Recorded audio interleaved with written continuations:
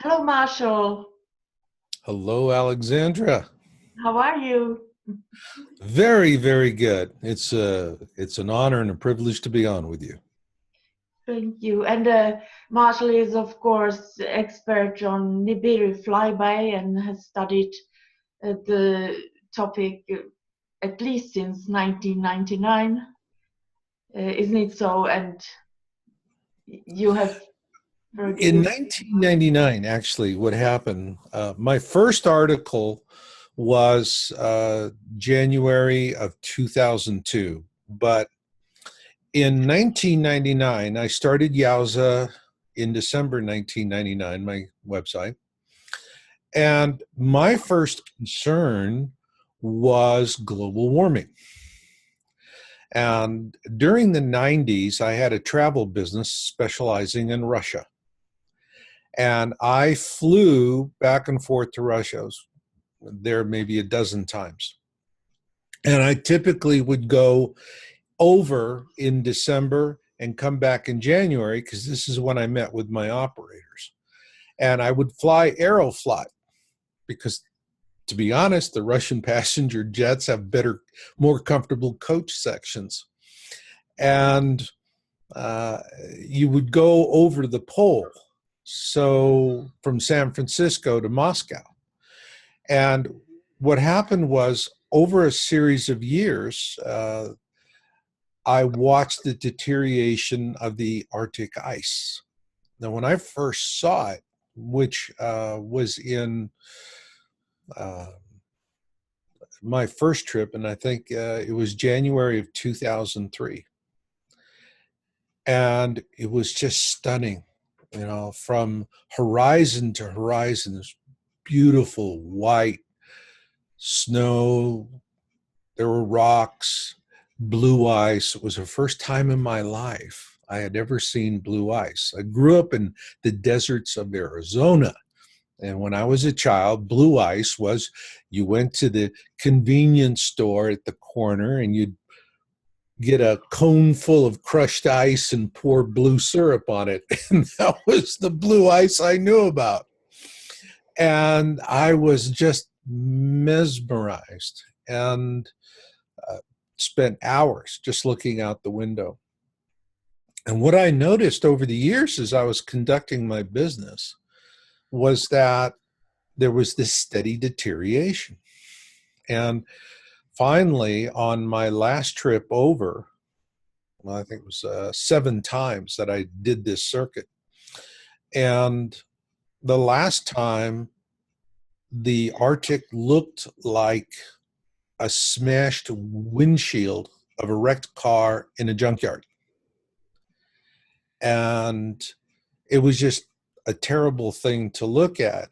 And it's not where they say, well, it's variability. 1 year's good, 1 year's bad, up and down, hills and valleys. No, it was a steady decline.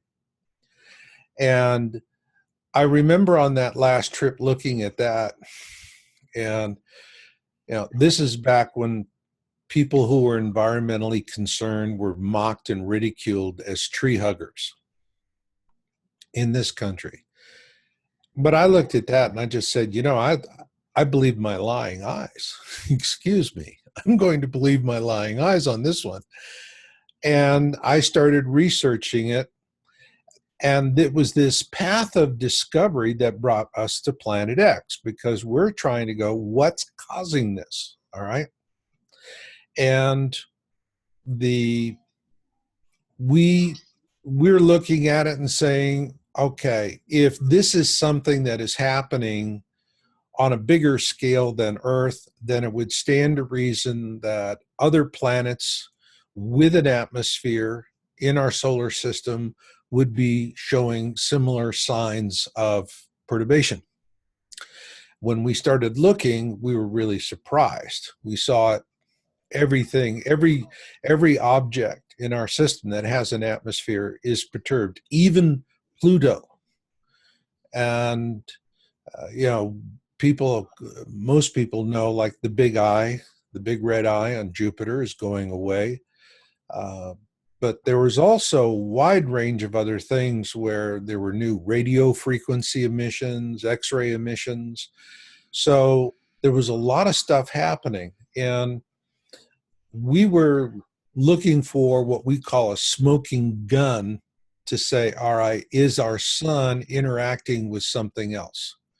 Because we were not able to go back historically to see if there was any evidence of what we were seeing now. And it didn't have anything to do with sunspots. It had to do with luminance, the brightness of the sun. And so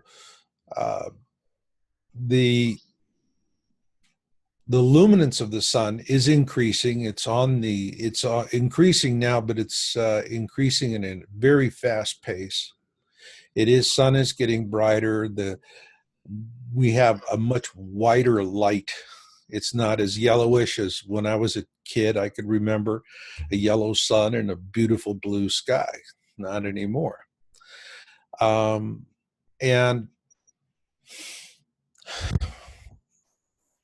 at that point, it was, is our sun interacting with something else, or is it just doing this on its own? Well, there's only 300 years of recorded solar activity, but there was nothing to indicate it. We were going through all kinds of reports on ice core samples, things like that. Nothing similar really to what we're seeing now, not unless you went way, way back into the past, which tend to indicate, okay, you have something that's coming around on a very long period, thousands of years. And that is what brought us to Planet X. And the confirmation of Planet X for us was actually, I believe, in 2006. And it was the Ulysses spacecraft that NASA had put in orbit in a polar orbit around the sun. And what it showed was that the sun was clearly, the southern hemisphere of the sun was incredibly much more active and releasing photons than on the northern hemisphere of the sun, which would be consistent with the sun interacting with a large body approaching from the southern skies coming up. And this was really, for me, that was the first real smoking gun, was that information. Of course, there was not that much, because every time something gets interesting, NASA kills the feed. That's just the way they do business. And the first article I wrote, Did Planet X Kill the Dinosaurs?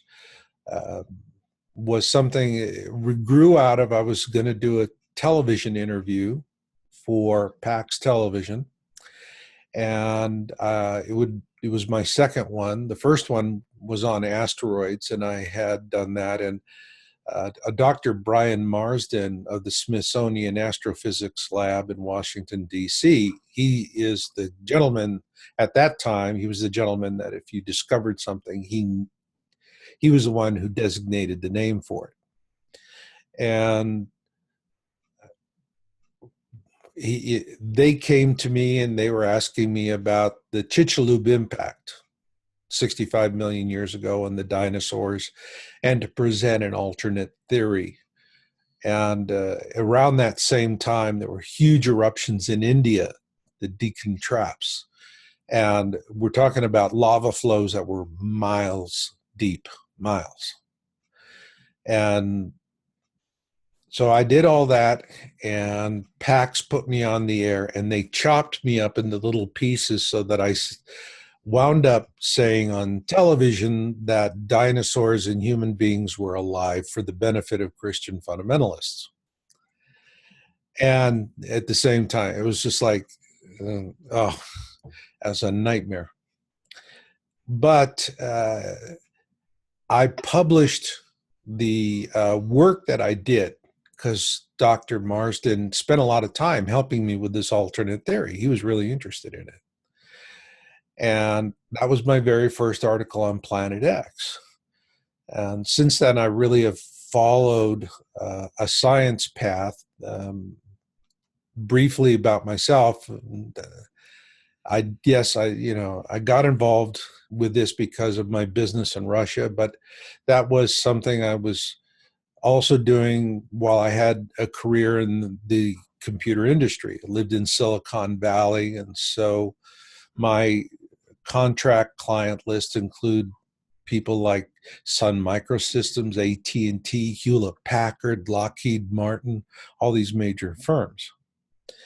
And the thing is that I just followed the science. I like to do that. Back in the 80s, I was a science feature producer for Cable News Network, which was today, the Cable News Network today. It has nothing to do with the Cable News Network I knew. Back then, it was a very honest, it was good integrity, good professionalism. Now it's just a propaganda channel. But following the science approach has always been the first path, and I look for trends. That for me is an important thing. If you have one of something, or in what we in America we call a one-trick pony, well, you go ride your one-trick pony just by yourself. I'm not. I want to see something happen again and again and again and again and again. And then it gets my attention. And so this is how I've come to all of this. We've really looked for trends and how things are evolving out. I've been writing and publishing consistently on Planet X since 2002. My first book was Return of Nibiru, God's Child Covenant, Return of Nibiru. I did that in 2002 as a fiction novel, and it sold very well at the time. But then I did other books and over the years, and just keep following up with it. But my approach is always to stick with the science when I'm looking for things. But also I like to avoid all of this fear porn, as I call it, and people who look at that and then they put up a video, we're all going to die, we're all going to die, we're all going to die. And it's like, oh, give it a rest. Come on.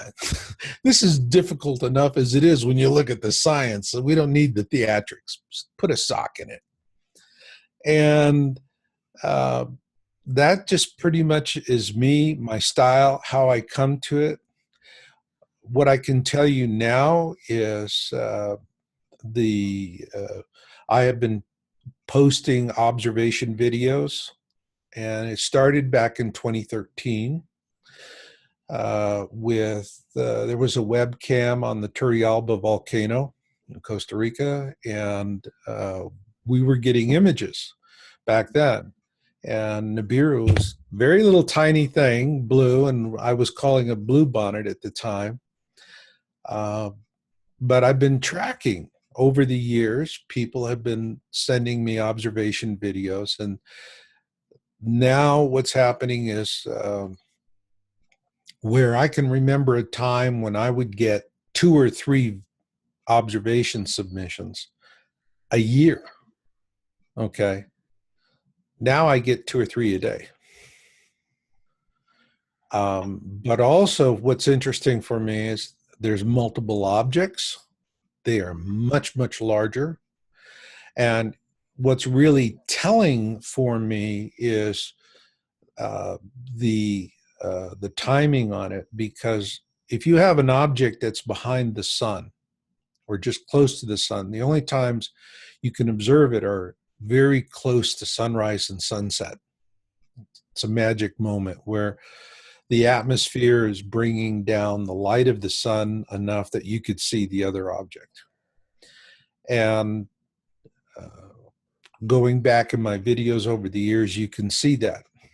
However, now, instead of it being 15 to 30 minutes before and after sunrise, sunset, it's a couple of hours. So the viewing times have increased dramatically. I've noticed that. And just recently on my website, we posted, there was, I call it Ophelia Day. It was that day when the hurricane came into Europe. And first, Ophelia was fanning the fires in Spain and Portugal. And then in London, they were seeing multiple objects in the sky and making Star Wars comparisons. The BBC absolutely lied, point blank, no equivocation, dirty, filthy lie. They said that that hurricane caused that visual effect because it was carrying African sand that had blown in to the Azores where the hurricane formed and carried it then up into Europe. Well, for the record, that hurricane formed in the Atlantic basin, in the northern basin, and it formed out of a cold front. So there's no way it would have picked up sand from the Azores. There would have been particulates that it would have picked up when it whipped up the fires in Spain and Portugal. And this is the kind of lies that I see that are happening to make people just go, well, nothing happening here, move along. Go back to the store, go shopping, and don't pay attention to it.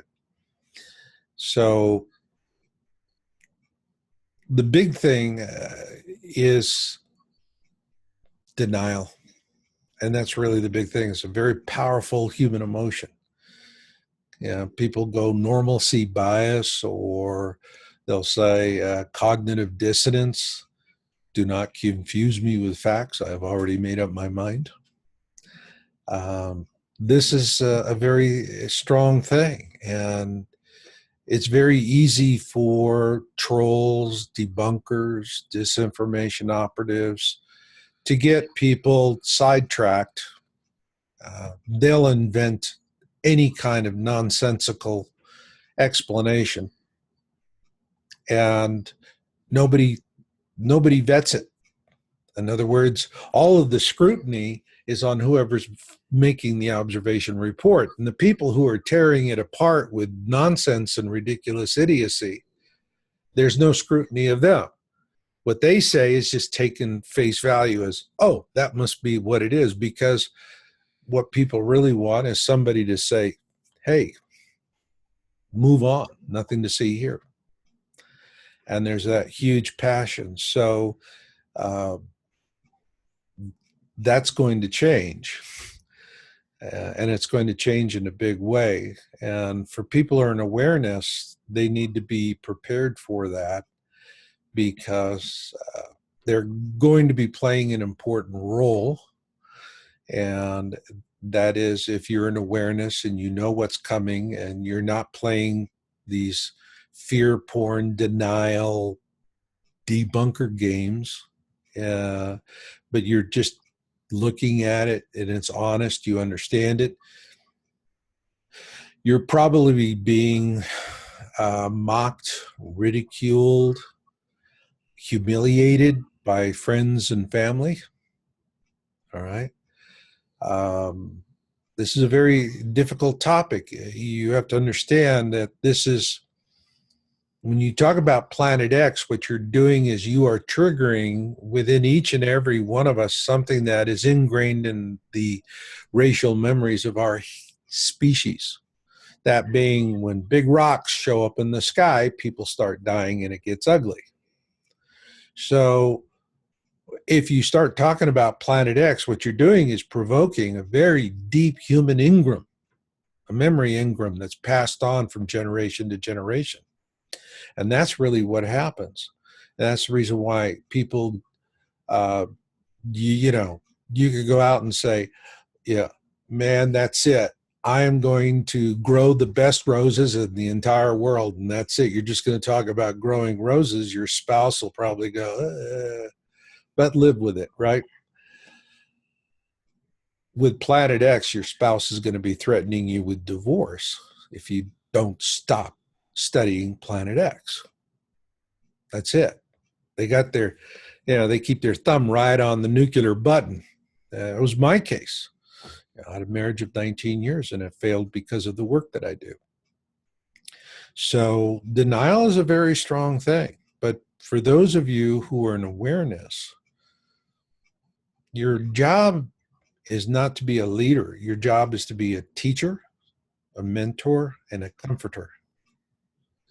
Those are the three things that you need to focus on. You need to help people who, when this becomes a topic so large that there's no kind of nonsense or denial fixation or whatever you want to call it, all of that's going to get washed aside like tears in the rain. And people are going to be looking up in the sky and they're going to be going, my God, what are we seeing? Now, when they do that, and I think 2018 will most likely be the year we start getting to a more global awareness, a conscious level. But we're not going to have a lot of the dangers. Now, right now, there are very, very distressing things happening with our planet. We are in the Holocene extinction event. Every day, 200 to 300 species are disappearing forever. And a good example of that would be corals. 50% of the corals on the face of the earth are dead. They've bleached out. And the rest are dying. Within a decade, there's only probably going to be about 5% of the corals in the world left. For third world countries where fish from the oceans is an important part of the diet, they're looking at probably a loss of up to 25% of their protein source. Because without the corals, where are you going to make? You don't have the fisheries. If you have a dead ocean, you don't have fish. You don't have fish, you don't have protein. Just real simple. So a lot of these things are happening. In Europe right now, humpback whales and orcas are going to be going extinct. They're going to be dying in that area because of all of the pollution in the ocean waters around Europe. And so they're being affected. So we have a lot of this that's going on. It has not hit the critical mass point where it really starts getting bad. It's called a positive feedback loop. We're very, very close. Once we hit that point of a positive feedback loop, then we're going to have what the term we use is biosphere implosion, that life on the planet is going to start shrinking, start going away. This is something, it's even, I find it interesting. There's a lot of Planet X preparatory in the Bible. And so the Bible warns about, a loss of species, huge die-offs in the oceans. And things can really get bad very quickly once the power grids go down. And that is going to be one of the leading causes of death, actually, because we're so dependent on power technology. But most especially because of nuclear plants. There's all of these nuclear plants around the world, and they're just tea kettles. And so if the grid goes down, the plant can shut down, they can scram the core, but they have to cool the core for a couple of years continuously with a fresh flow of water. Well, if you don't have electricity to run the pumps, you got a problem. What you're going to have is what we'll see is just Fukushima Daiichis all around the world. There's going to be a huge amount of this. And all of these things, when they start to happen, it's just going to turn into a fur ball. One thing's going to feed into another, into another, into another, into another. And we're looking probably at the worst of it, at the lowest point of what I call the Planet X tribulation. Human species could be whittled down to 5% of the current population. There's in Georgia, there's the Georgia Guidestones, and the Georgia Guidestones written in 8 languages, and it is 10 precepts, or what some call 10 commandments of the New Age. This is a very elegantly crafted granite structure with very precise celestial alignments and viewing ports built into it, which is a hallmark of secret societies. And the first precept or commandment is to keep the population under 500 million in balance with nature. What the Georgia Guidestones doesn't tell us is how do we get from 7.5 billion to 500 million? How do you get rid of 7 billion people? All right. Well, the elites have a very long-term strategy on this. And if you, for example, knew that a certain stock was going to start going up tremendously and you could make a huge amount of profit on it, but you'd have to wait a little while to do it, would you just quietly buy the stock and not say anything? Or would you go out and tell the entire universe to go out and buy that stock? All right. Well, greed being what it is, you're going to sit on it and say, well, I'm not going to tell anybody. It's knowledge is power, and this is my advantage. Now, the elites understand that. When I say elites, it's like the powers that be, or the 1% of the 1% who run the world. All right. We have a slave planet. You literally have a handful of people that own most of the assets in the world right now. Okay. And there's not that much left over for everybody else. There's just the incredible super wealthy.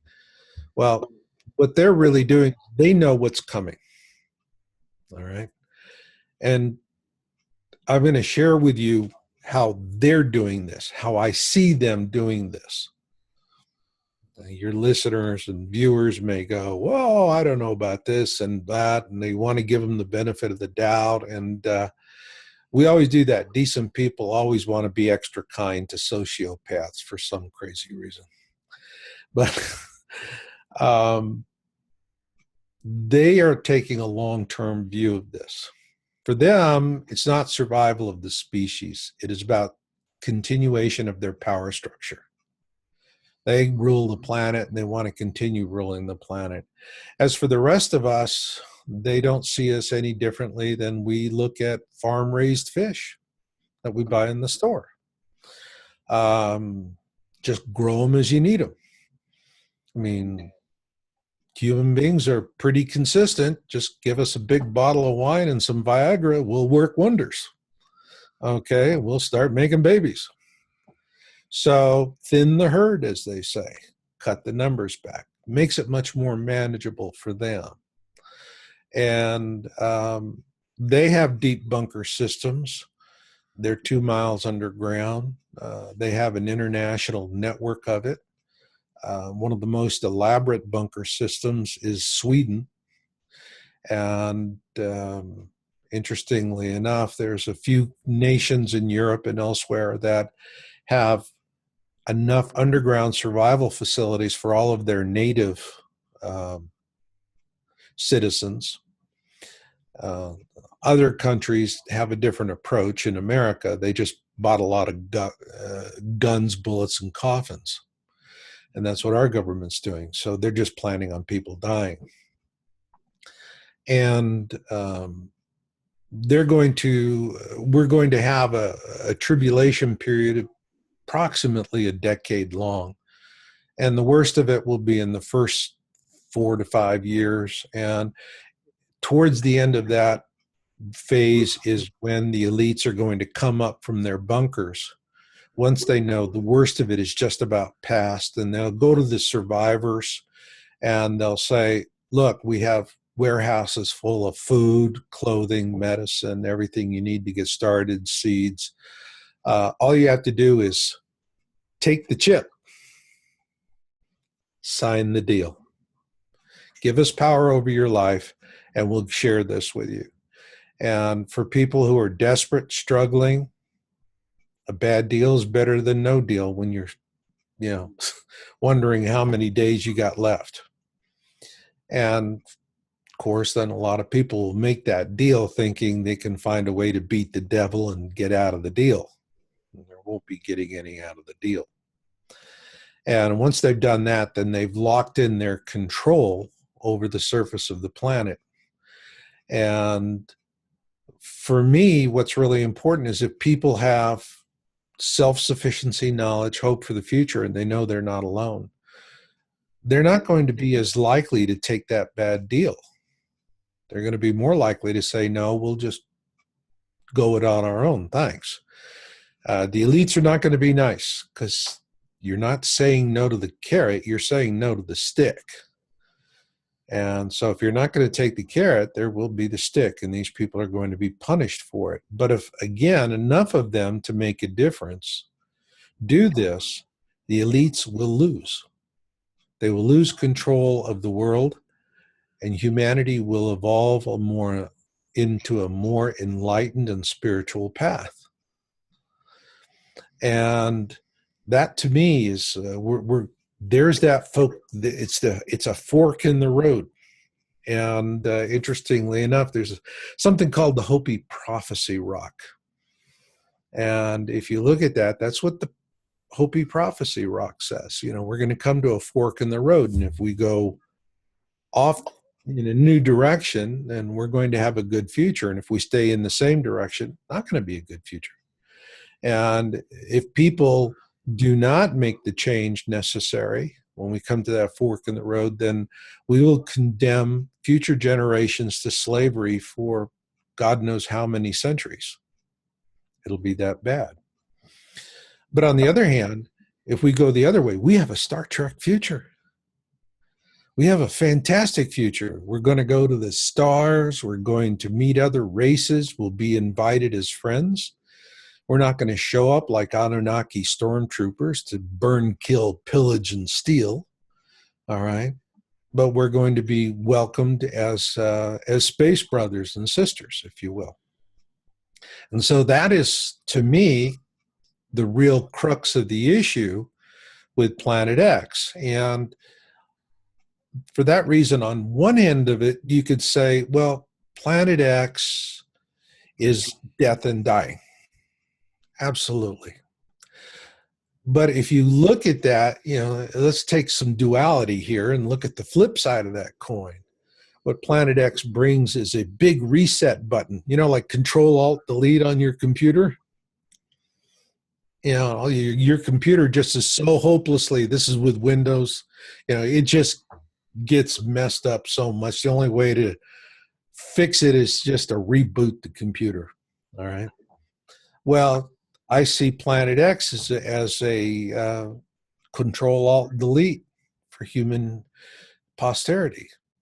And because it is going to be something that we cannot right now overcome the power of the elites, given the current structure. But once their power mechanisms are disabled by the flyby of Planet X, things are up for grabs. And they have their plans and they think they're clever, but the Nazis proved very clearly nothing ever goes according to plan. That for me is the big thing about the work that I'm doing is I'm always thinking about that fork in the road. And, is there something I can do, something I can say? What can I do to be of service to people so that whoever survives to see that point in time will understand the evil that is being offered by the sociopaths so that they can resume control, and will pay the price to say, no, I'm not going to participate in it. Like Gandhi taught us with passive resistance. And that for me is the topic in a whole. For your viewers out there who are going, all right, well, we've been talking about Planet X. What is Planet X? All right. You want to talk about that for a second? Yes. Okay. Well, what we're really, Planet X is a name that was it was a term invented by Percival Lowell, a very famous astronomer, American astronomer, who founded the Lowell Observatory in Flagstaff, Arizona. And he was looking for Neptune's perturber. Now I'll give you just kind of an encapsulation of, if you watch my video, Planet X, who, what, where, when, why, and how, that video lays this out in a lot of detail, but I'll just quickly capsulize it. The search for Planet X has been going on for an incredibly long time, longer than what people think. It's not an internet hoax. This really started with the discovery of Uranus. All right. And Uranus was the first planet in our solar system to be discovered with a telescope. And then early observations of Uranus showed perturbations in its orbit, little zigzag patterns. Something was tugging, something was pulling at it, something it's called an orbital perturbation. And so they made enough observations of Uranus that mathematicians were able to deduce the location of Neptune. And so where Uranus was the first planet discovered with the telescope, Neptune was the first planet discovered with mathematics. Once they mathematically determined where Uranus's perturber would be, John Galt at the observatory in Berlin just was given the coordinates, and he just zoom, pow, that was it. It was all over very quickly. But then they were observing Neptune, and what happened was they started seeing this pattern of perturbation again in Neptune's orbit. And so they began looking for Neptune's perturber, which is really the very first designation, if you will, for Planet X. And what happened was that the effort kind of languished in Europe, which this is where Planet X research was going on. And then this Bostonian by the name of Percival Lowell, independently wealthy, so he doesn't have anybody politically telling him what to do or say. When he founded the observatory in Flagstaff, and this is well over a century ago, and he was specifically looking for Neptune's perturber. And he created the term Planet X. Now, Planet X does not mean Planet 10. Planet X means X. X as in the unknown. That, for example, they knew mathematically of the existence of Neptune because they saw how it was perturbing the orbit of Uranus. So with Planet X, you're looking for something you know is out there because you may not be able to see it, but you can see the other planets it is affecting, and you can see how they're responding to it. So that's what Planet X is really talking about. It's something that's been discovered mathematically, but not yet observed. And in 1930, Clyde Tombaugh of the Percival Lowell Observatory discovered Pluto. Now, they thought Pluto was Neptune's perturber. And it stood that way for a long time, and kind of like problem solved. That was until they discovered Pluto's moon, Charon. And then they were able to determine that Pluto wasn't big enough to be Neptune's perturber. Pluto is only 60% the size of our own moon. It's pretty small. So it's not big enough to kick sand in a bully's face, if you will. And so consequently, the search is still on. And as it turns out, when we talk about Planet X, we really have to use a new term I call Planet X system, because we live in a binary star system, multiple suns. 90% or more of all of the galaxies, the solar systems in our galaxy, have multiple suns. All right. And, solar systems with only one sun are pretty rare.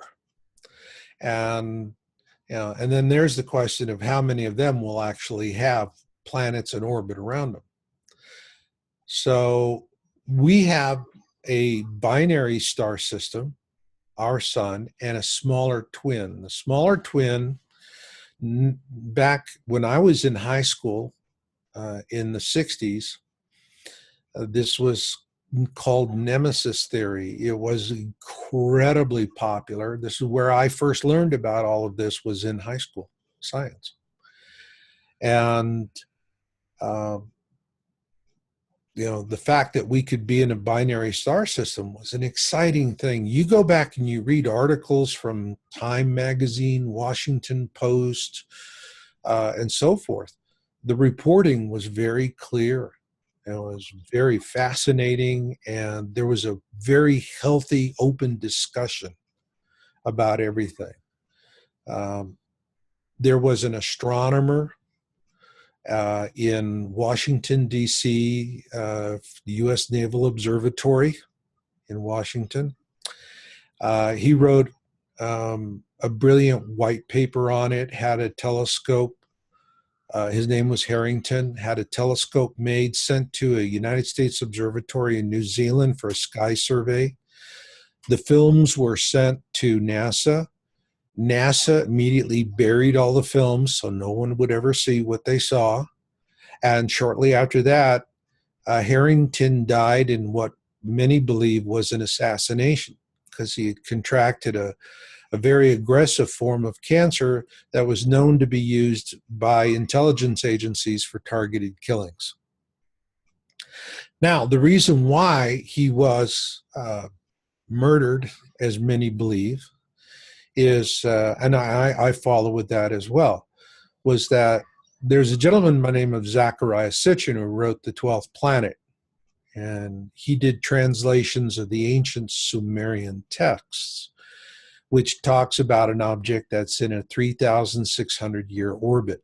Now, the important thing you have to remember is that's 3,600 lunar years, not Gregorian years.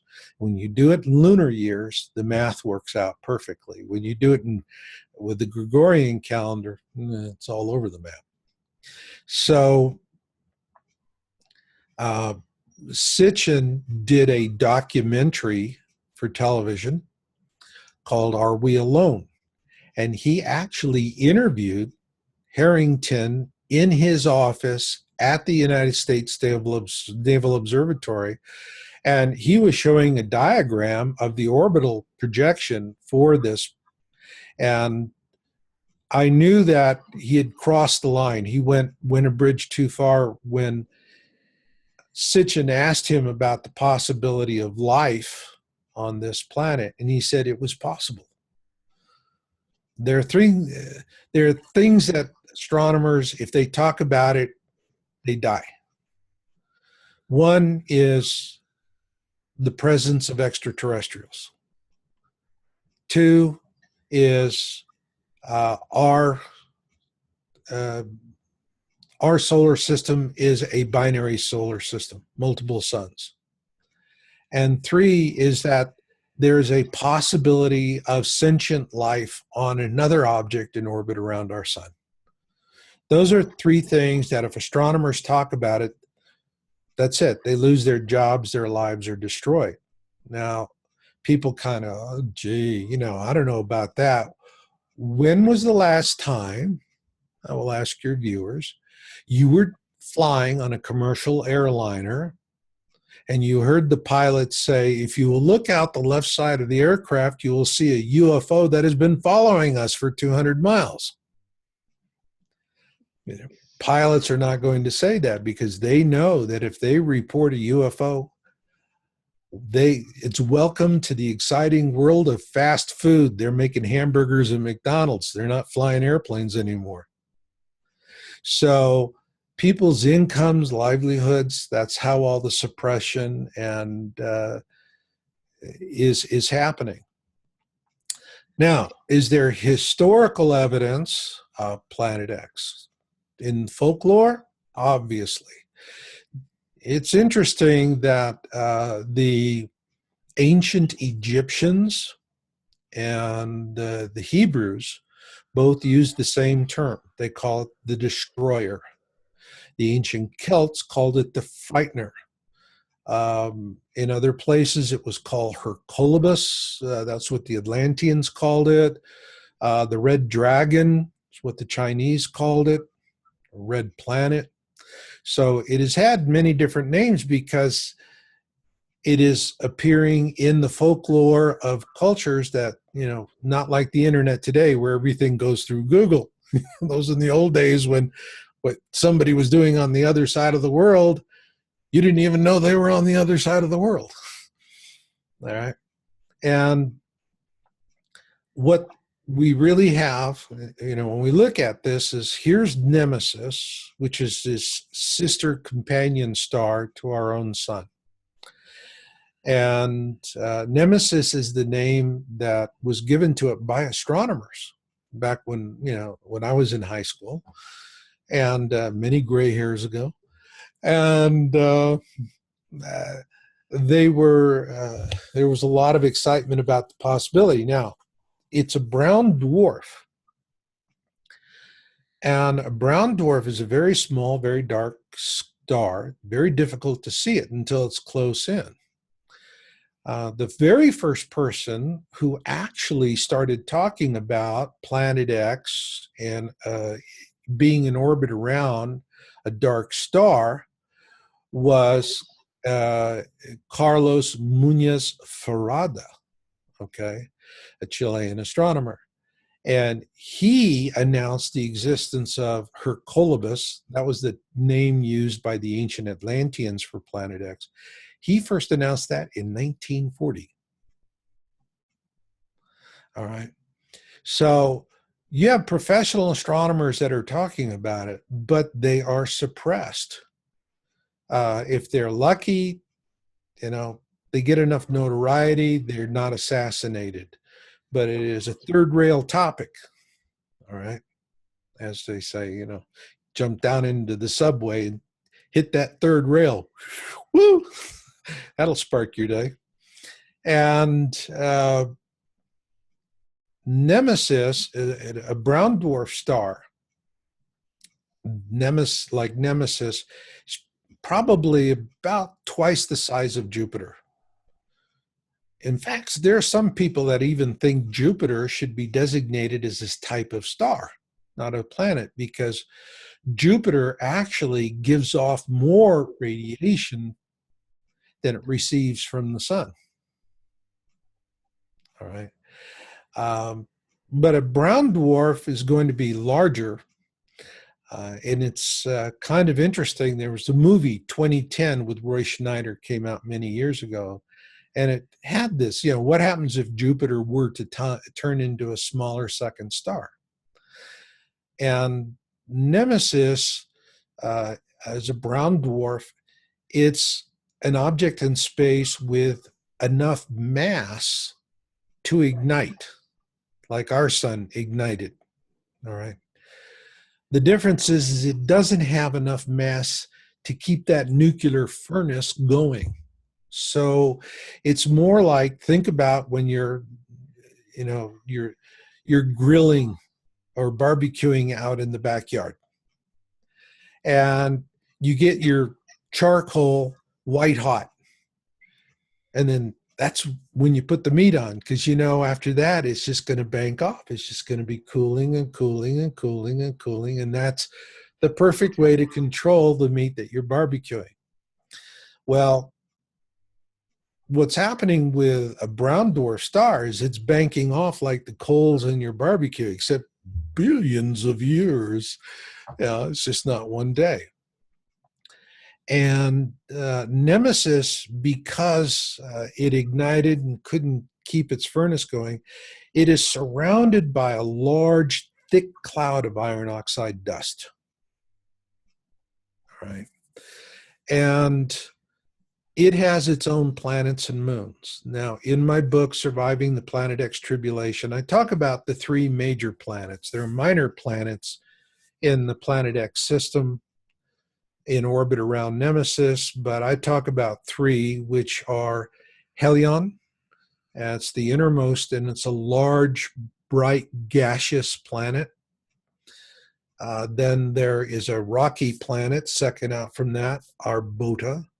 And then far beyond that is Nibiru. Nibiru, translated from Sumerian, is the planet of crossing.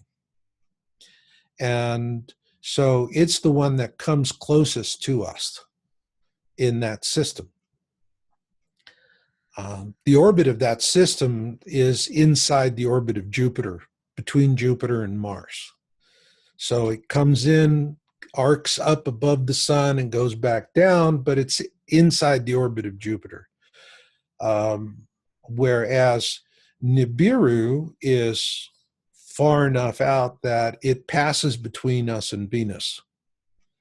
And perhaps you know of a fellow, Major Ed Dames in America. Is that familiar? He does remote viewing. This is psychic work for intelligence agencies. And he is talking about something called a kill shot that's going to be a problem for the Earth. And the kill shot he describes is actually a cosmic sprite, and this is solar lightning. All right. And you look at, for example, the planet Mars, and then you look at you look at Earth, and in Arizona we have the Grand Canyon, and we're told that the Grand Canyon was created by water erosion. And long before I ever heard of Planet X, that never made sense to me. But you look at Val Marineris on Mars, that is the largest canyon system on any planet in our solar system. And that, to me, is evidence of a solar sprite, where literally lightning came from the sun and struck the planet. And that's what he's talking about, is that we have a problem. Another thing he says is that we're going to have a pole shift event. And when we have the pole shift event preceding the kill shot, there's going to be a large planet passing between Earth and the sun. That will be Nibiru. Nibiru is probably, by estimates, depending on who's talking about it, 5 to 7 times the size of Earth. So when it passes between Earth and Venus, it is going to completely blot out the sun. It's not like when we have a lunar eclipse where you have that beautiful halo. All right. no halo. I mean, when Nibiru passes between Earth and the sun, it's just going to be darkness like we've never seen before. And it will be the days of darkness as prophesized in the Bible. That is when we have the pole shift event. And remember, Planet X is a system.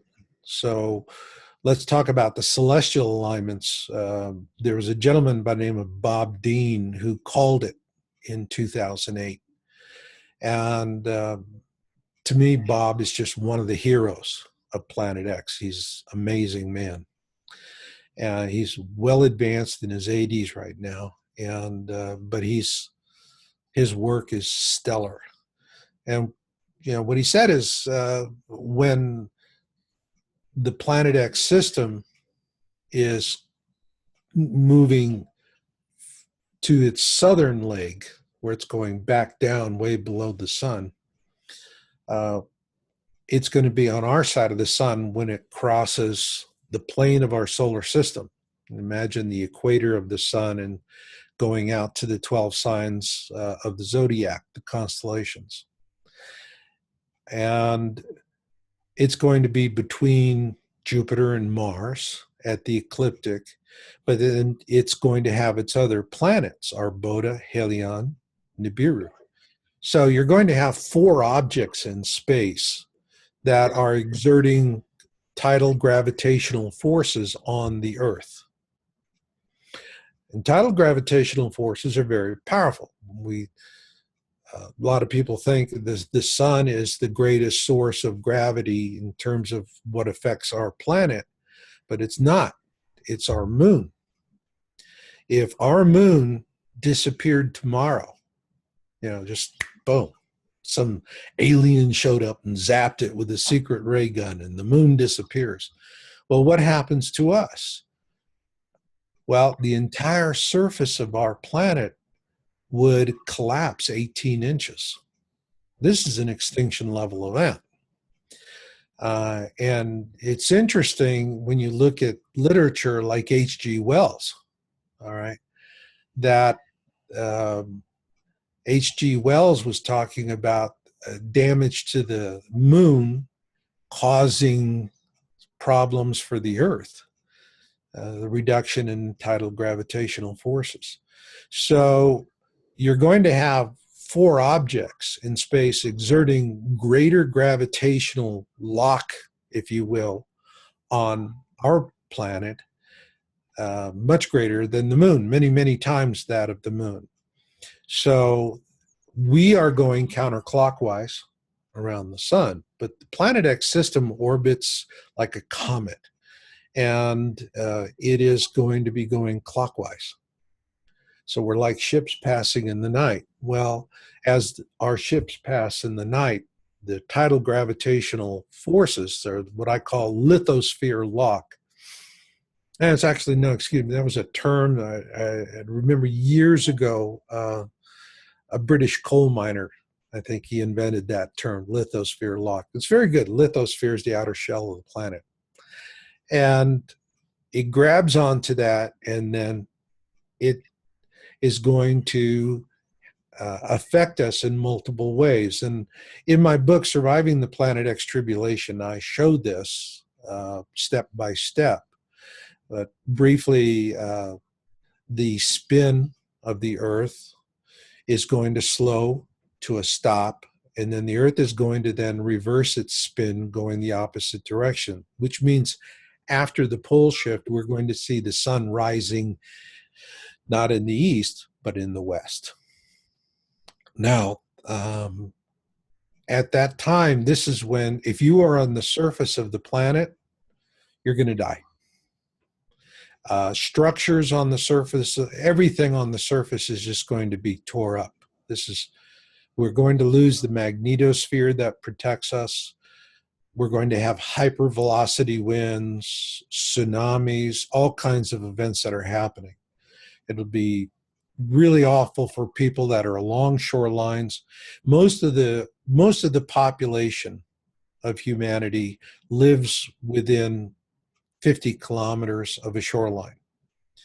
And anyone that's living near a major body of water, you're going to get ground to pieces by tsunami waves. So that's the reason why the elites really do not want people to be in awareness and understand what's happening, because they'll start moving off the coastlines. They want them to stay in the coastlines. It's called shelter in place, SIP, shelter in place. And they want people to shelter in place thinking they'll be safe, so that when the tsunamis hit, they'll drown, be ripped to shreds. All right. And because the elites want the maximum amount of death possible, they want to come out of this with a small number of survivors that are going to be much easier for them to control. Controlling 7.5 billion or so people, not so easy. 500 million, they can do that real handily. Now, the other thing we're going to have is a crustal shift. And a crustal shift, there are some people that will say, well, the Earth will flip head over heels, completely 180 degrees over. If that happens, planet Earth would be lucky to have single cell animals. All right. There's nothing historically, nothing in folklore or ancient accounts that talks about that kind of outcome. We're talking more about a difference of degrees, probably anywhere from 10 to 12, 13 degree shift, where we rotate a little bit. And a good way to think about that is, imagine a city like San Francisco that now is going, after the pole shift, is going to have a climate more like, say, the big island of Hawaii. All right. Or you have someplace like Montana, which is going to then have an environment more like that of Colorado. That kind of a degree in difference. The other thing that could be a problem is if we have an axial pole shift. The Earth is tilted on its axis 23.5 degrees relative to the ecliptic. And that's the reason why we have this beautiful 4 seasons. Now, if that 23.5 degree angle changes on our axis, different outcomes. If it is going to shift, it's going to be less than 23.5, then we're going to have less differentiation between the seasons. More likely, we're just going to have 2 seasons, winter and summer. And if it goes the other way, then the seasons are going to become incredibly extreme. Either way, it's going to make a tremendous amount of stress for life on the planet. Now, what's interesting is that in a book Zachariah Sitchin published, and it was a direct translations of Lord Enki of the Anunnaki, and it was called The Lost Book of Enki. It was written in Enki's own words through a scribe, and Enki describes everything. The very first calendar ever created for the planet was by Lord Enki of the Anunnaki. And that was a lunar calendar. And many, there are many cultures that have lunar calendars. And that was basically the prevailing type of calendar before the Gregorian calendar was introduced. And the thing about that was interesting was when he created it, he only had 2 seasons, winter and summer. Same duration, same period of time, but only 2 seasons, which makes one tend to believe that perhaps when the Anunnaki first came, Earth was not so heavily tilted on its axis. I don't know, maybe it was only a 15-degree tilt. All right. This is, that is a possibility. So we have a reverse of spin. We have a crustal shift. We could have an axial shift. Also, there's a magnetic shift. A magnetic shift is the north and the south pole magnetically flip. And that's already beginning right now. The magnetic full pole flip always begins, what scientists have determined is that it begins in the South Atlantic. And where there are small pockets of areas in the Atlantic where polarity shifts and north becomes south and south becomes north. About a decade ago, there was a problem with commercial airliners that has just started out in the South Atlantic. They just started falling out of the sky. People couldn't understand what was happening. And these were the early fly-by-wire jets, like the Airbus. And it was determined by the Russians, actually, that what was happening was you had these pockets of polarity flip already happening in this area. When planes flew into it, their electronics just simply couldn't cope with this. I mean, it turned the world upside down for them. And so then the aircraft would crash. And until they were able to resolve it, the Russians actually prohibited military flights in those regions. And this has been quietly addressed over the years since then. So you have all of these factors that come into play that when we have this pole shift event, it's going to be very, very destructive. Now, the very last thing that's going to happen is we're going to fly through the tail of the Planet X system. It is a long iron oxide. If you look at the 10 plagues of Exodus, what the 10 plagues of Exodus in the Bible really describes is flying through the tail. All right. And because the first thing that's going to happen is we're going to have iron oxide all over the place. So surface water is going to be terribly polluted. If you don't have a good deep well or a way to filter the water, you're really going to have a problem. That, of course, is going to cause crop failures. People are trying to raise crops at the time. Then will come the meteor showers. This is another plague of Exodus. And so we have all of these impactors, small impactors that are showering down on us. And then you go through the whole series of things. For example, and here's something I'd like to, piece of advice I want to give your viewers right now, and keep this in mind. When you read your Bible, look, I think it's the 8th plague, the volcanic ash boils.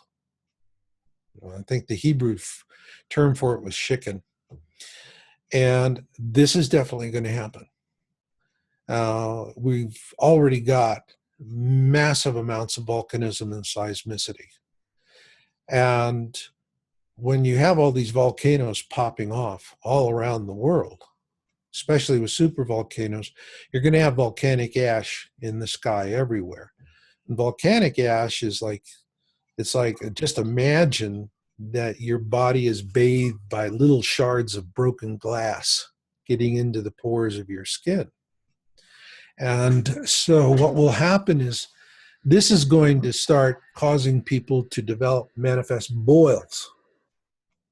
Very, very open, painful, sore boils on their skin that'll be incredibly difficult to heal. And there's things that you can do to get around that. One is with clothing. What I suggest is that you have natural fibers, cloth, wool. If you have cotton shirts, you want to wear 2 long sleeve shirts, one over the other. So you get your normal cotton shirt size, and then you buy another shirt 1 or 2 sizes larger than that. Uh, you wear gloves. You're using face protection. You're using a face mask. You're really doing this. But the other thing is you're still going to be exposed to it, and you're still going to have exposed areas of skin that are getting the ash.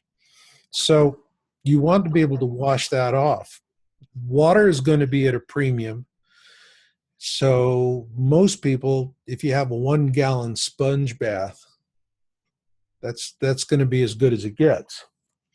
And you want to be able to sponge off your body, get all of that volcanic ash off so it doesn't get down into the pores of your skin and cause these horribly painful ash boils. If you don't have the water, get a shovel, dig into the ground. Go down deep enough so that you can find clean soil or clean clay and use that. So you wash with water, clean soil, or clean clay. But whatever you do, you got to get that volcanic ash off your skin. Otherwise, you get the boils. The boils will be terribly debilitating. And a lot of people will, that have them, they're going to be so painful, so terrible. It probably will cause a lot of people just want to have assisted suicides. So that's something, to definitely keep in mind for your viewers out there. Remember that. Keep your skin clean. Yeah, and it's good to have a lot of water. Absolutely. Both for drinking and for cleaning and so. Water is life. Period. I see people that go out and they buy a piece of land for their survival site, and they ask me, "What do you think?" And I go, "Where's the water?" And they'll say, "Well, it's trucked in, or it comes in, or there's a deep well, or it's really difficult." And wells will fail. Water systems are going to fail. If you have a piece of land, there are 3 things that you really want to look for in survivable land. Number 1, you want to be away from the shorelines, at least 150 miles away from a shoreline.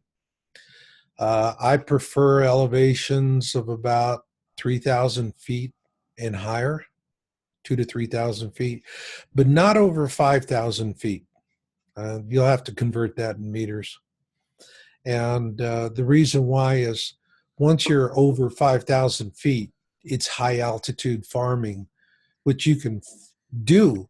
You can farm at that elevation, but you really have to know exactly what you're doing. You have to be properly equipped for it because it's short seasons and difficult for growing.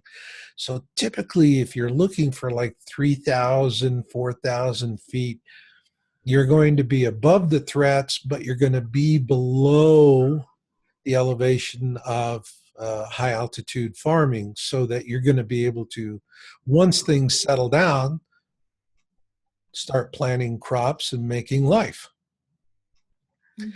And when you are looking for these things, this place, what you want is soft earth, rolling hills, all right, and you want lots of water, multiple water sources. Ideally, you would be on a property that would have its own natural spring. Okay. Or you could just literally dig a well 20 feet and there you go. So you have a lot of water, groundwater. And this is going to be absolutely imperative. You don't want to be along rocky mountains and things like that, because with all of the earthquakes, you're going to have boulders raining down on you. That's no good. So again, get far inland, soft earth, a lot of water, rolling hills. And rolling hills are important because You want to be able to dig your shelters. Now, we're going to have a lot of solar radiation that's going to come in from the storms that are going to happen during the flyby. And so during the day, people are going to, you listen, you read the Bible, you read, like Mother Shipton prophecies and seers and predictions and things like that. They talk about people going into the earth, going into the ground. You're going to have to do that. What I advise for people is that you want to have at least 12 feet of dirt over your head. So you're digging into the side of a hill, and there's 12 feet of dirt over your head where everybody's at. That's going to protect you from the real heavy solar radiation. There's also, you have electromagnetic pulse, EMP, which can be caused by nuclear weapons, but also EMPs are going to come from solar events. And 5 feet of dirt will protect you from most typical EMPs. But for the tribulation, I'm recommending, 12 feet of dirt. A good thing to have is if you have, for example, volcanic basalt rock in your area, or where you can get it trucked in. That is, volcanic basalt is a very good radiation shield. It's paramagnetic rock, and it will, when you look at, shielding yourself from radiation, if you say, for example, go with steel plate on one side and on the other snow, all right? So snow is not going to give you much protection. It'll block a little bit, but nothing to brag about. Steel, on the other hand, that's a very good source of protection. And you have concrete and so forth. Paramagnetic basalt, volcanic basalt, according to some geologists, they believe that inch for inch, it gives as much protection for what's coming as steel plate. So if you put in a couple of feet of volcanic basalt aggregate, crushed aggregate, and you don't have to get the expensive crushed aggregate, it's going to be uniformly sized. You can get what's called tailings, and this is what's left over after the quarry is crushing the rock, and they sell that a lot cheaper because it's really just a fill material. And so you could buy the tailings and put a couple of feet of tailings and a couple of feet of soil on top of that with some drainage, and there you go. And after the tribulation is passed, the basalt can be ground into a fine powder and used as a fertilizer. So you get a lot of use out of it. And these are some of the simple things that people can do. Another thing that I see quite often is what I call me and mine prepping, and where people are saying, well, just for me and my family, and I don't care about anybody else. All right. Well, that's not going to work out for those people. What I'm trying to tell folks is that you need to be in a community of 150 or more people. We're going to go through a period of time when you're going to have some very nasty predators out there. All right. And you're going to have what I call the biters. You're going to have cannibals. There will be cannibalism. There will be biters. People don't think, wow, modern human beings, you're not going to have cannibalism. Well, I'm sorry, but ask somebody that lived through the 900-day siege of Leningrad during World War II. And cannibalism in Leningrad was a real problem. People were starving to death because the Nazis had laid siege to the city. 1 million people died. I mean, to put that in perspective, take Hiroshima, Nagasaki, and Dresden and put them all together, and you could, you could double that number and still not exceed, the number of people who died of starvation in Leningrad. So we're going to have that. You're going to have people that they can't make anything, create anything. They can just take, steal, rob, pillage, plunder. And we're going to have to wait those folks out. They're not going to, as it becomes more difficult for them to find their victims, they're going to wind up turning in on themselves. And who are they going to be looking for are going to be what I call the bunker bunnies, the people that are just saying, well, it's just me and my family. So they're planning maybe 10, 12, 15 people, and that's all they're doing. And it's like they're going to have the best guns. They're going to have this. They're going to have that. Now these nasties, these predators are just going to watch them and wait for an opportunity to jump them. And then that's it. It'll be murder, mayhem, and rape and theft. And so that's going to be a very difficult time for people that are in a community of 150. Even if all they have is a whole bunch of old bolt-action rifles from World War II and cheap surplus ammunition. Think about it. If you have one or two people with a modern assault rifle guarding a small enclave of 12, 13, 14 people, that's one thing. But on the other, if you're a predator and you see you got a community of 150 people over there, and they've just got these old bolt-action rifles, but they've got 100 of them, what are you going to do? Are you going to charge 100 bolt-action rifles?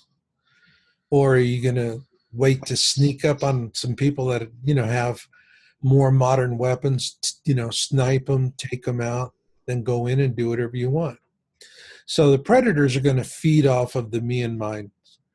The larger communities, people that are going to organize, they're going to deal with those predators.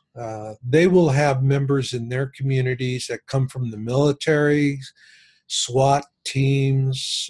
They have sniper training, rifle, they're riflemen, they're sharpshooters. They'll go out and hunt them down. They're not going to wait for these predators to show up at their doorstep.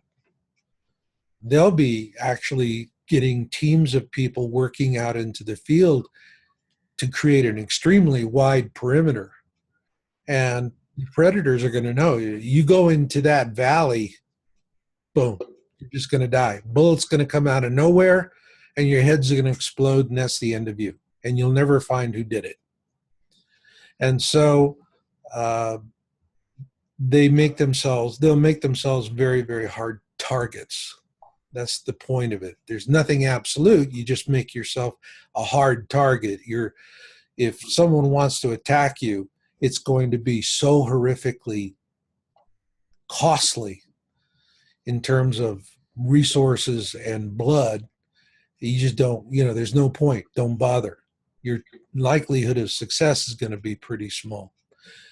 So you were, earlier, I think you held up my book, if you would, Surviving the Planet X Tribulation. Shall I? The other one, it's the green cover, it's the large book. Yeah, sorry. I have 3 books from you. This is your... There you go. Yeah, this is...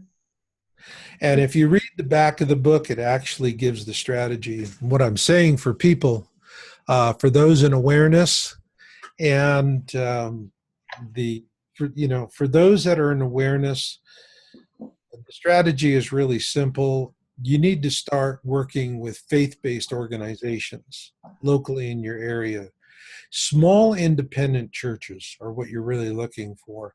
Mainstream churches with large vertical hierarchies, they're going to do what they're told to do. They're going to play along. That's probably what you should expect with them. But it's going to be where you have faith leaders who are more independent. They march to the beat of a different drummer. And they're the kind of people, you're looking for the ones that can look up in the sky and go, I don't care what anybody else tells me. I see a clear and present danger, and I need to get my flock to safety.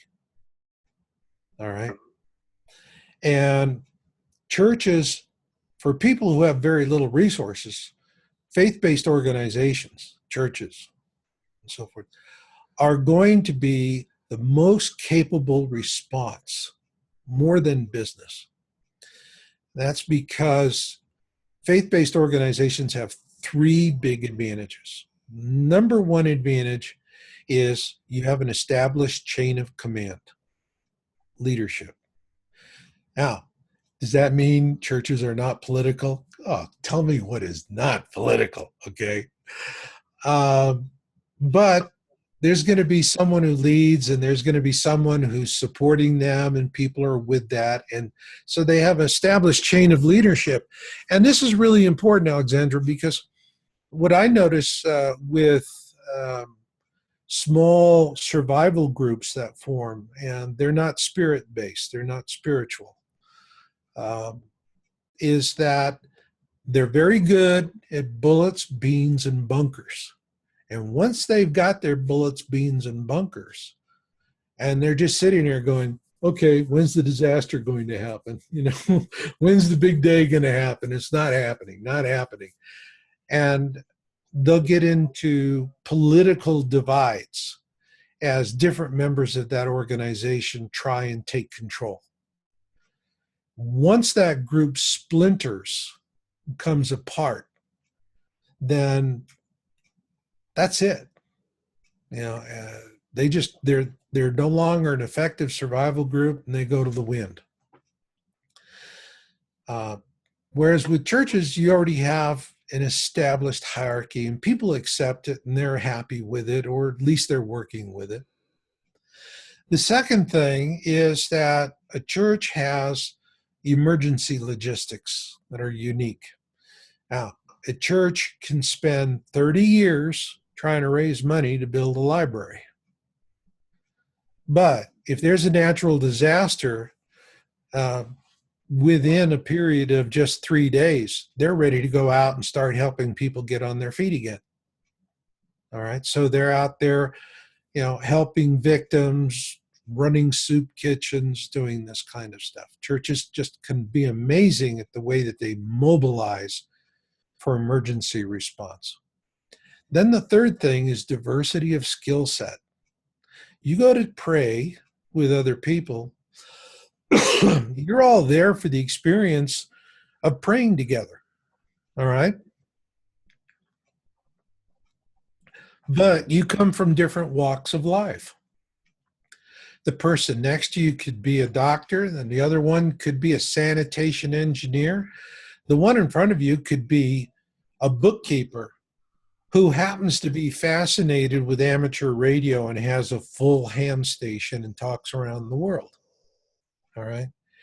So you have people who have skills, but they have interests. And the interests are important because, you know, we get skill sets that are going to give us a paycheck. All right. And then we have things that we do because we're just interested. We have our own personal interest and we pursue it on a hobbyist basis. Well, there's a lot of things that you do for a paycheck that are completely irrelevant. I do not think we are going to need tax advisors during the Planet X tribulation. On the other hand, what we are going to need are grandmothers who know how to grow herbs and to make healing tinctures, teas, potions, how to calm children, you know, how to help people overcome stress. So all of those skills that grandmother has are going to be immensely valuable for a survival role. But in the job market, it's like, no, we don't need herbs. You know, we need a software engineer. All right. So you're going to have that diversity of skill sets. And what I'm saying in my book, Surviving the Planet X Tribulation, is you need to go out and find these communities. Now, I also did, if somebody goes to Two Suns in the Sky, it'll take you to my church website, and you can watch my videos. And there I get into a lot of this on how to go out and find the right kind of faith-based leaders to get behind. You do not want to be a leader. Your role, your awareness is to be a teacher, a mentor, and a comforter. That's your role. And so you're going to connect with the leadership of a church. You go into a faith-based organization, you do not want to go in at the bottom. You want to go in at the top. All right? So you just don't want to be a new member of the membership and you're, way down, politically speaking, in that body. You're at the bottom. You're bottom feeding. You want to be able to work directly with the leadership of that institution. And here's where people who are in awareness do not understand their greatest value, their greatest asset. I often hear from people in awareness, I know about all of this stuff and what's coming, and it's all pointless because I don't have the money for bullets, beans, and bunkers. That's thinking like a consumer. In our consumer societies, how do we define ourselves? What kind of person am I? All right. Well, we define it by what is our car? What is our house? Do we have the handsome, beautiful spouse? Do we have things, possessions, these affiliations? And if you don't have it in a consumer society, you go out and spend money to get it or go into debt to get it. So to make yourself a whole person, you go shopping. And so we tend to see ourselves not in terms of what we have of value. We tend to see ourselves in terms of what we do not have and what we need to acquire so that we can fill in the gaps. Now, if you're in awareness, and most people who are in awareness about Planet X are baby boomer generation, my generation, born after World War II. And in most cases, they've been in awareness since they were children, dreams, visions, premonitions. And over the years, they've studied it. It's been a brutal experience because their husbands and wives, family and friends, coworkers mock and humiliate them, ostracize them. Oh, you're crazy, you're stupid, go away.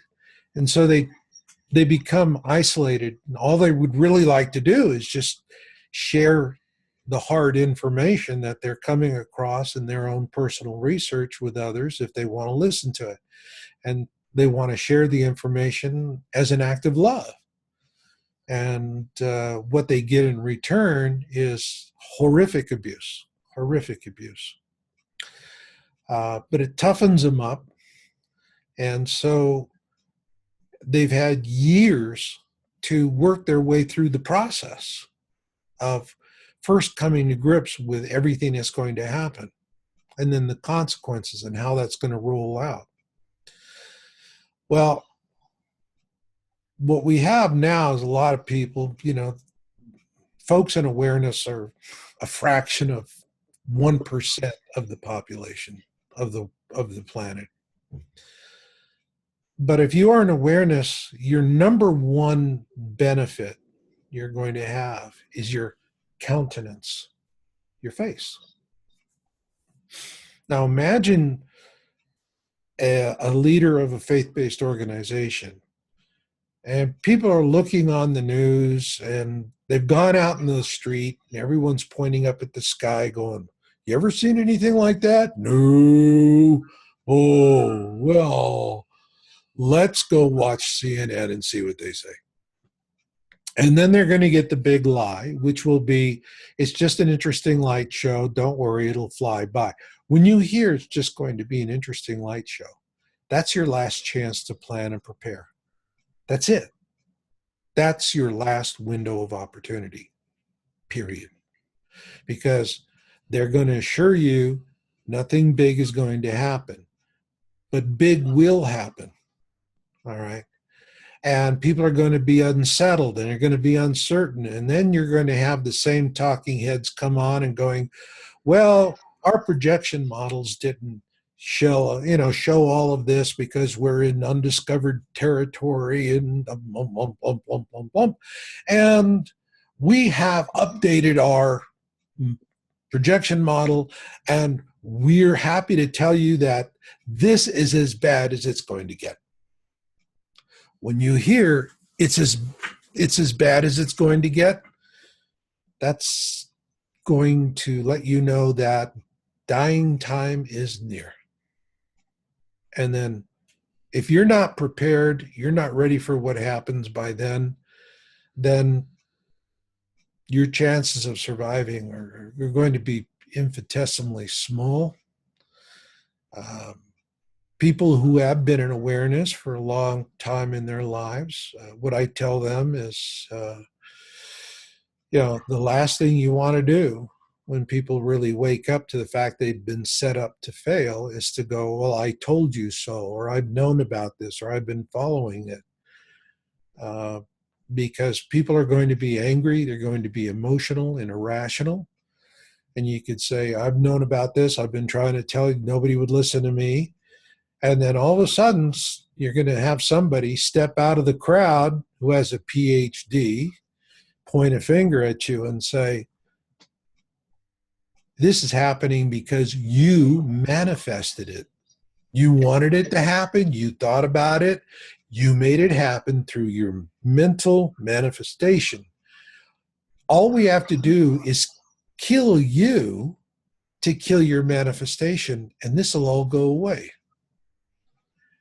Then next thing you know, you hear 5 other people in the crowd going, get a rope.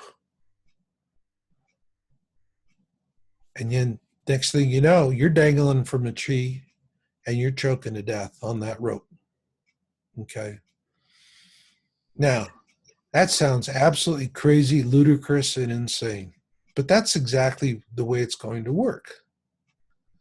Because people will become so emotional, so distraught by this mortality that is going to impact us, that they're not going to handle it all that well. So what I tell people in awareness is, don't tell anybody what you know.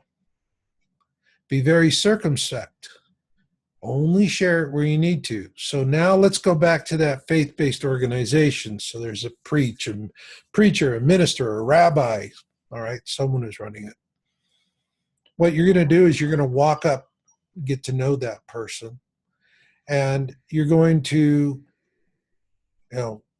when you want to, and I do this in my 2 Sons in the Sky, you want to interview them to see what their mindset is. Are they going to be adaptable to making the necessary changes? Many years ago, there was a movie that came out called The Poseidon Adventure by Dino De Laurentiis. And it was interesting that there was, the ship had turned over and the people are, they're in a ballroom, which is way underwater, but it hasn't been leaking. And there's this minister who says, we've got to get out of here. And the only way is up through the bottom of the ship because we're upside down. And the purser of the ship is going, that's absolutely ridiculous. We're going to stay here and wait for them to come down to us and rescue us. And so this preacher says, no, I see a clear and present danger. I'm going up to the bottom of the ship. And a few people follow him. And no sooner than they're just out of that area and getting ready to start their journey up, then that whole ballroom floods and all those people drown. Now, those people up to the point where the ballroom flooded were listening to the purser and they were going, Well, he's a clever fellow. I'm going to let him do my thinking for me. And that's what's going to kill a lot of people. Okay. They're going to let someone else do their thinking for them. You got to do your thinking for yourself. All right. And you're looking for a leader of a faith-based organization that can do that. Specifically, when everybody's looking up at the sky and seeing this at the same time, that faith-based leader says, I don't care what they're saying on television. That's fake news. I believe my own two lying eyes, and what I see is a clear and present danger, and I'm going to get my people to safety. Now, while that leader is doing that, and that's going to be a very challenging moment, because there's a lot of folks that are going to say, no, let's do the intelligent thing. CNN says just stay where you are so everyone can die, right? We've talked about that. But that faith leader is going to know, no, they're going to trust their gut. They're going to talk to God. They're going to ask for direction. All right? And that's important, because if you want to walk out of this tribulation, there's only one way to do it. You got to walk through it with God. Period. Now, that faith-based leader is going to have an inner circle of people who are advising and helping them to administer that organization. Think about what they're going through.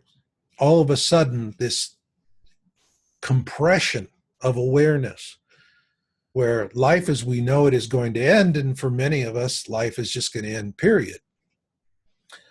And people are not going to be dealing with it. They're going to be racing around like chickens without heads, popping off conspiracy theories, denial, emotion, crying, anger, accusations.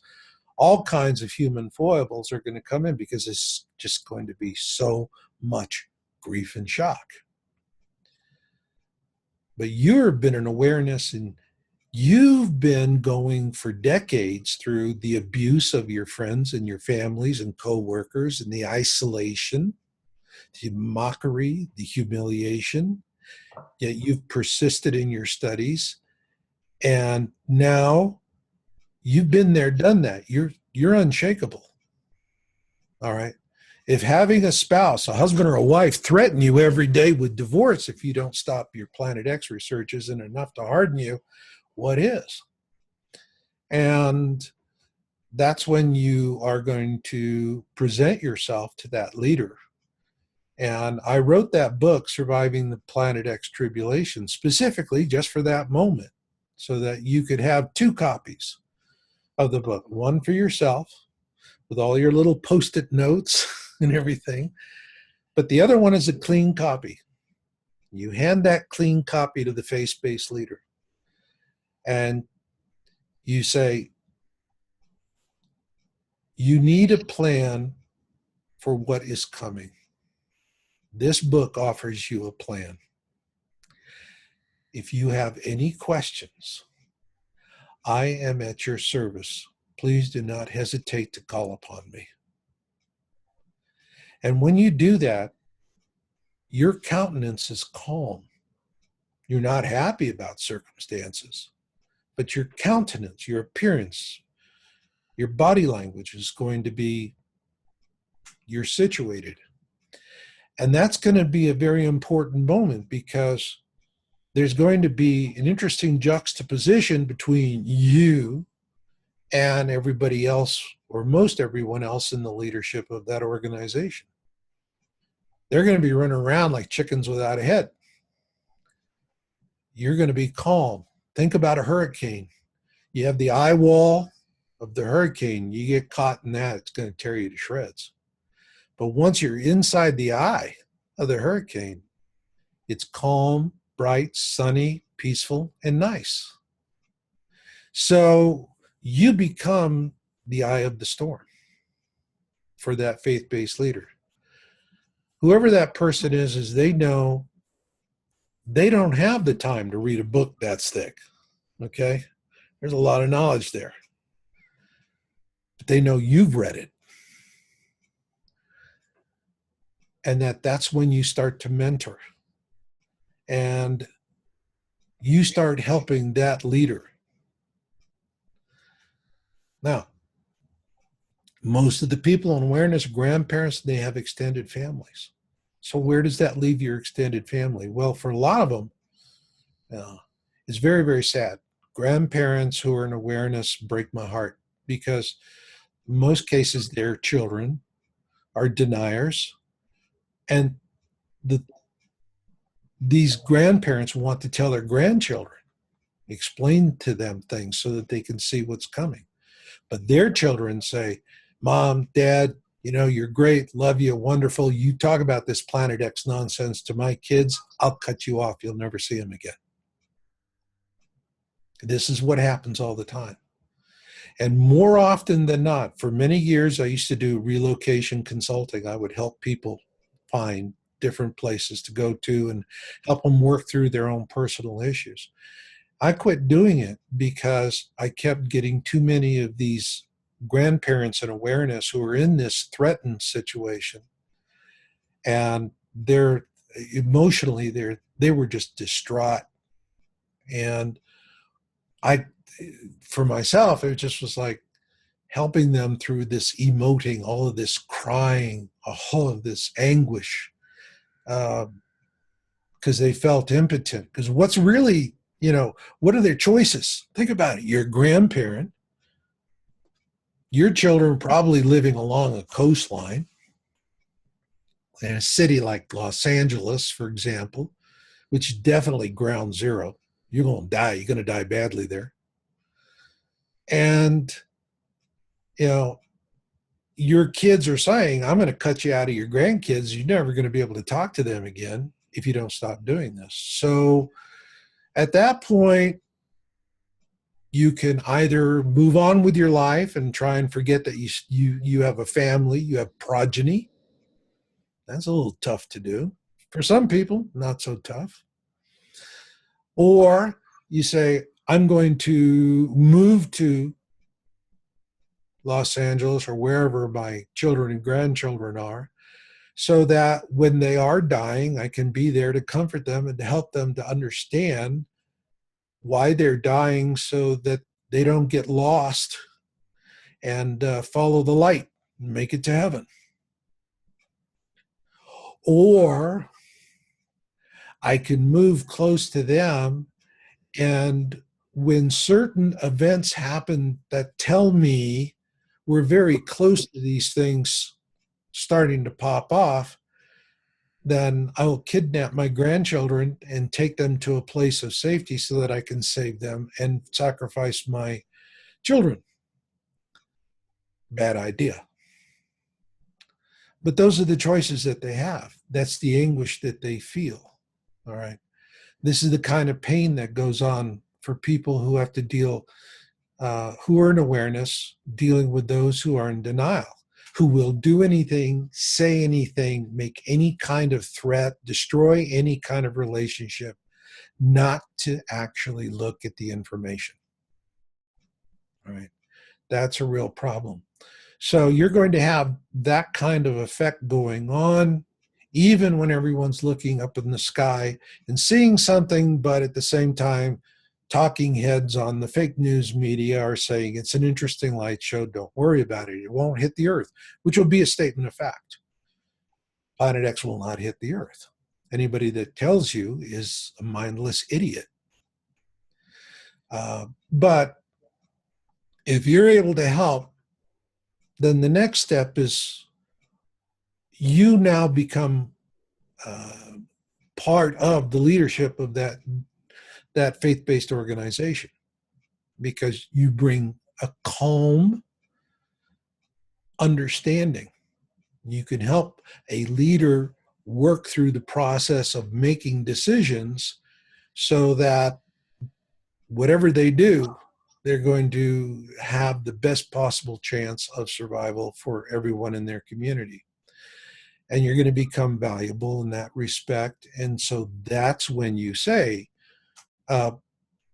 I'm very happy to be a part of your community, but I have children and grandchildren. Can I bring them into the community? Now, if the community really, if the leaders really want your help and your advice, are they going to say, we want you, but your kids are going to die? We don't care.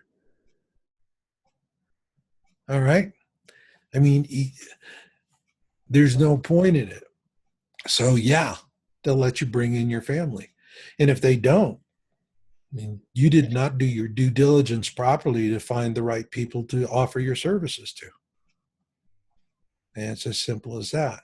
So it takes, a period of time of making a strategy, acclimating to it, seeing how you're going to deal with things. And this is effort. And a lot of people don't like making that effort. It's easy to go to the store and buy buckets of freeze-dried food and put them in your garage and go, problem solved. All right. And the problem is not solved. You go get these buckets of dehydrated food. It's not emergency food. And I don't know about in Europe, but in the United States, these companies have to, they could say, the name of our company is the Amazing Survival Food Company, but their buckets of dehydrated food are sold as camping food, not as survival food. Why is that? Well, it's because you need a lot of water and heat to rehydrate dehydrated food. All right. That means, let's say you're on the move. You're traveling on foot or in vehicles to go find a place where you can set up your community. If all you have is dehydrated food, you have to stop, gather firewood, fuel, something for heat, build a campsite, build a fire, find water.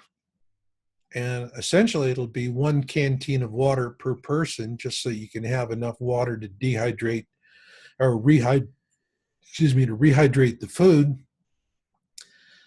Think about it.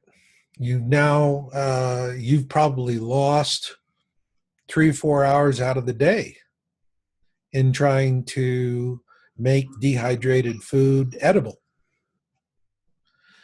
On the other hand, you have canned food you can eat right out of the can.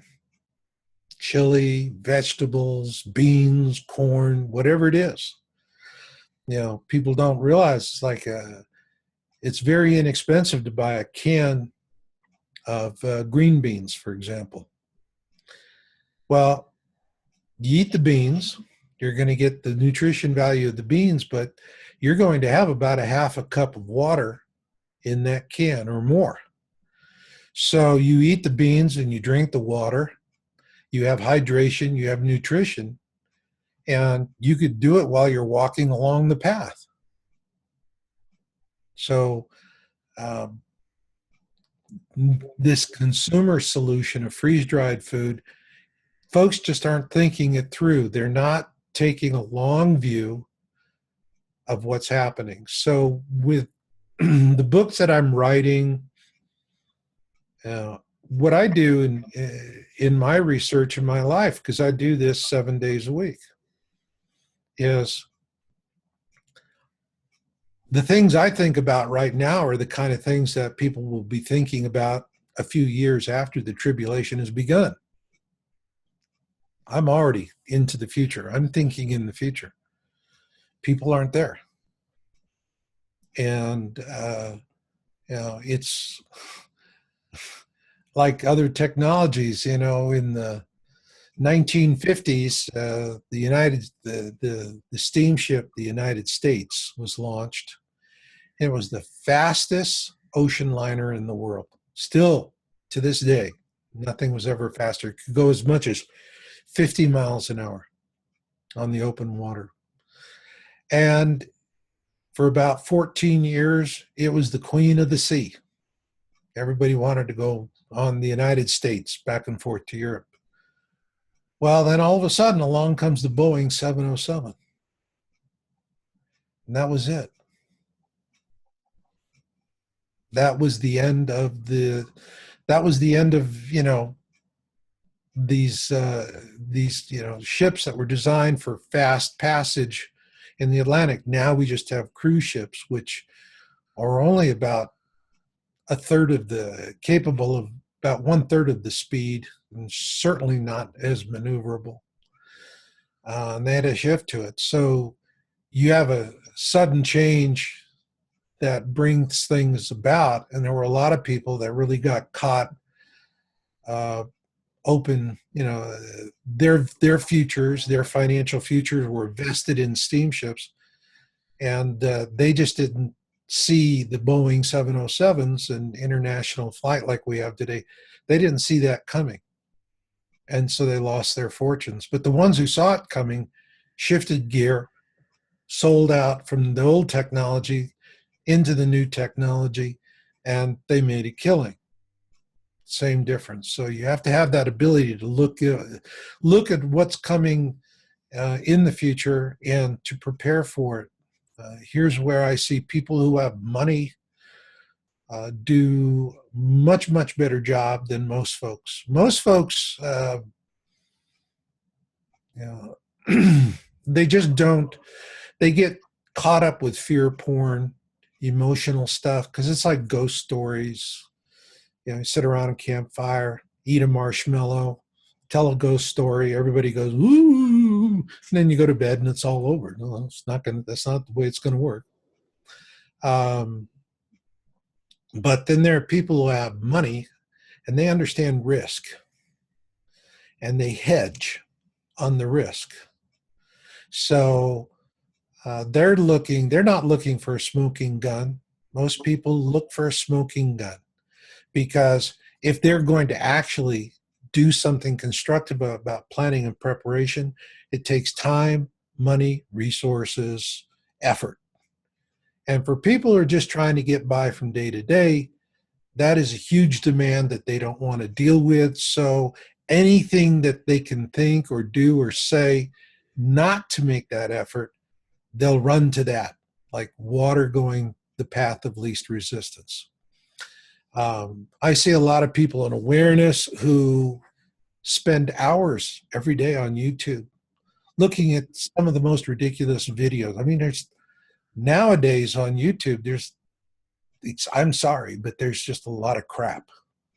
That's the only other word for it. It's just crap.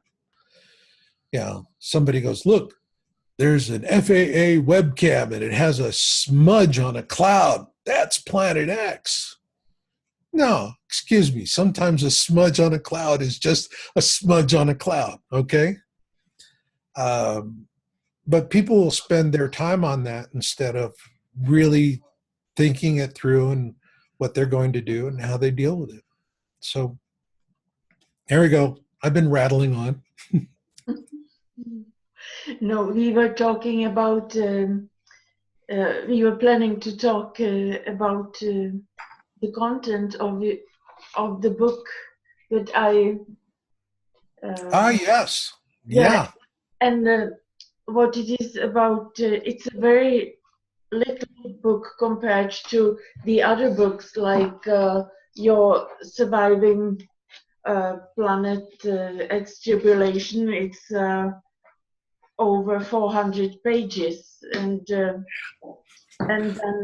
I have the Colburn Bible, and why I bought it from you or your company was that you said that there is a description of the previous Flyby, which is the Exodus, but then this little book, which is only, I believe, 70-80 pages, there is quite a good description what the Egyptians went through during the last Planet X flyby. But it's also the name of the book is it's Great Genre Planet X and the Planet X and the Colburn Bible connection, Atlantis, Deluge, Exodus, Nibiru. So that the previous flyby was Exodus, before that Deluge, and before that Atlantis. But what I would like to ask you, Marshall, we have been talking now quite a long time, and it was very, very interesting.